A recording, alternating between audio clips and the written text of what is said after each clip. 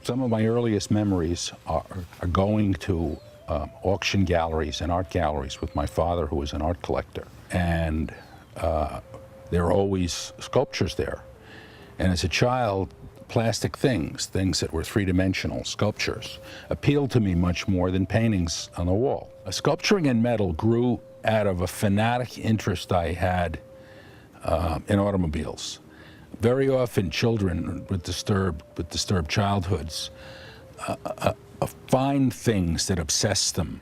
And by indulging these obsessions, I was able to alleviate the stress I was under. And I found that when I was under stress, I could visualize a model airplane or anything else in my mind.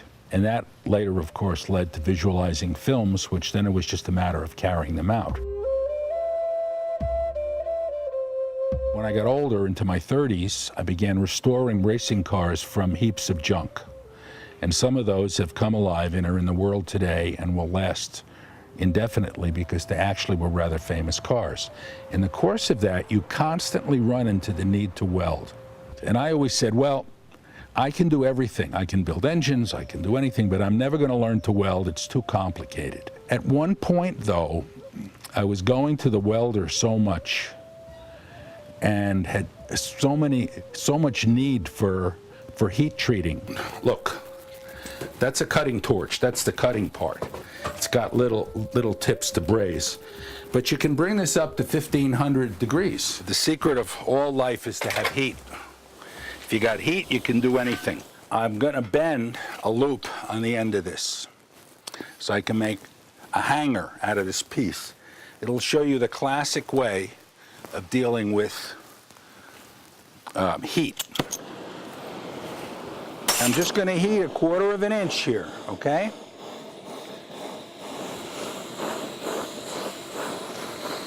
There we go. A little heat here.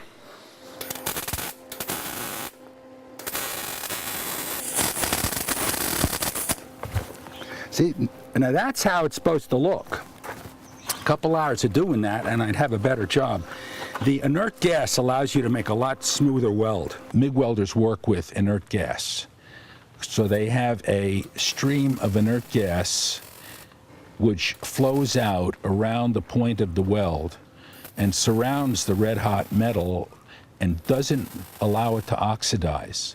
So you can make a really clean professional weld without a lot of skill. Okay, now we're gonna work with the plasma cutter. This also has a ground. It works on compressed air. What happens is the plasma heats the metal really hot, and then the compressed air sort of blows the plasma into the metal. This piece has been plasma cut enough.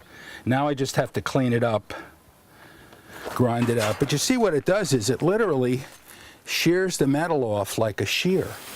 And this little thing, 25 pounds, it'll cut through 1/4 inch of steel. So these are the tools. Now, the leap from repairing racing cars and restoring them and welding occasional things and heating things and taking them apart is beyond me. I think every artist will tell you that you don't know where it comes from. One morning I woke up and I saw one of the sculptures that you see here, or I had dreamed it, or something.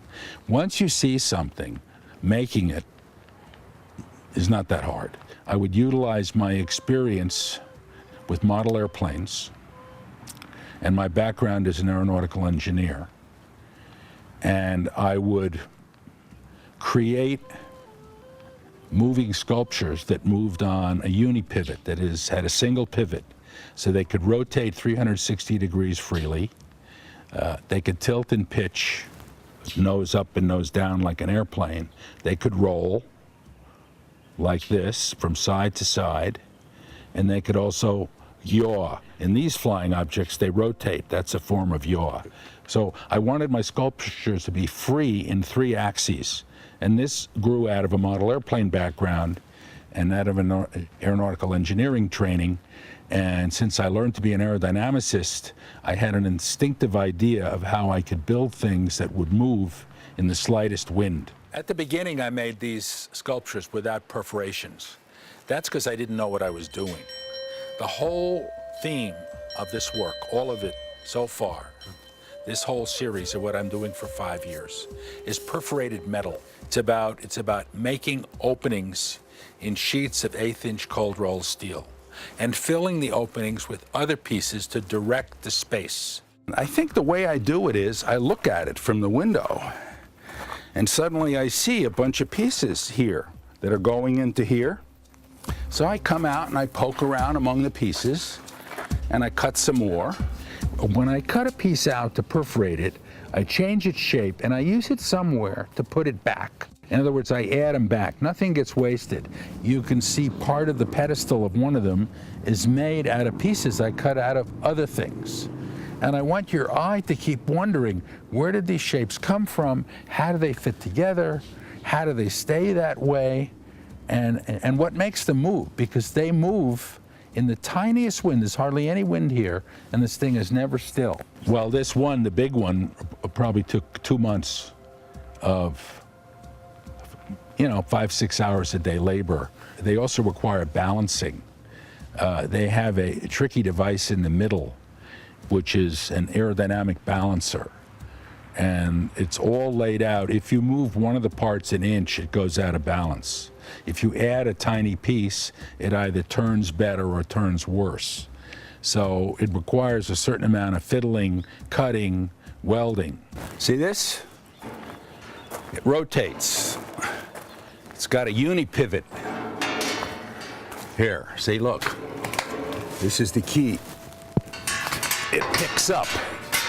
And the thing is just about what I can handle. It's about 50 pounds. I want to be sure I do justice to these things.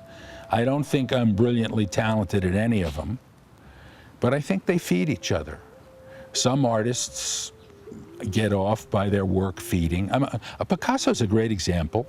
He had years. I mean, he didn't paint for 7 years, apparently. He made ceramics. So I don't think he got up in the morning and said, hey, I haven't painted a picture today. I think he got up and he did whatever the hell he could do until he got tired. The other most important matter in this is how long will they last? These are all these testings are made out of cold rolled steel. I use cold rolled steel because the finish seems to oxidize in a more uniform way and it looks better. I plan to make them in the future out of Corten, which is not going to have as interesting oxidation but will last forever.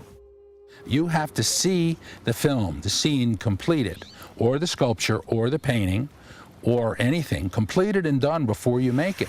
So when you're making it, it's slightly boring because all you're doing is making pieces you've already have thought of and conceived. I think the best way to measure your life is at any stage, whatever age, if when asked about your life, you answer about what you're going to do.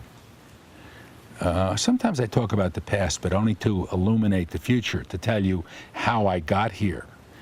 But what I'm making and what I'm doing and the way I'm going to sell my book and the next book I'm going to write and the films I'm making and this new innovation by having this wonderful digital cameras and all these new things I've discovered, that's what's more interesting, the future. What I'm going to do tomorrow, what will happen, that fascinates me. The past is just my education.